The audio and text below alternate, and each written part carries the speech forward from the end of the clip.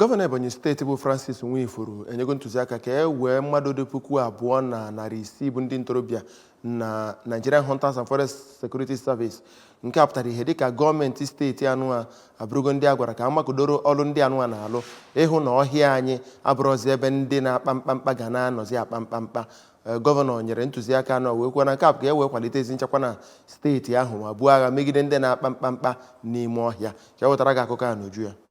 Akọwapụta ya bụ amụma ka onye Ebonyi State Commander nke Nigerian Hunters na Forest Security Service bụ Ewela kwuru na ya bụ amụma bụ nke dị uchu na gọọmenti ha ga-eme ọfụma n'ihe gbasara ọrụ nchekwa n'obodo ha. Ọ yọkwara ndị ọrụ nchekwa dị iche iche n'obodo dịka ndị uwe ojii, ndị ọrụ agha nakwa imerime ndị ọrụ nchekwa ndị ọzọ dị iche iche. Commander Larry, onye kwuru okwu site n'aka Commander General nke Nigerian Hunters na Forest Security Service bụ Dọkịta Ewela Joshua, kenere Gọvanọ Nwifuru maka afọ ọma ya na ịkwalite iji chekwaba ndụ ndị mmadụ na steeti a, ọ kachasị ihe gbasara okwu metụtara mpụ na arụ na-eme. Ka ọ na-ekwu okwu ka onye Deputy Commander General nke Nigerian Hunters nakwa Forest Security Service nke na-ahụ maka Technical Service bụ Ambassador John Mechie doro steeti gọọmenti